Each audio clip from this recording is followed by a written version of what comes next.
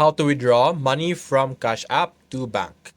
So hello guys and welcome back to today's video. So first things first that you're going to do is you're going to open your profile. After that, go and navigate to the link bank option over here under the account and setting. And you're going to click on link bank.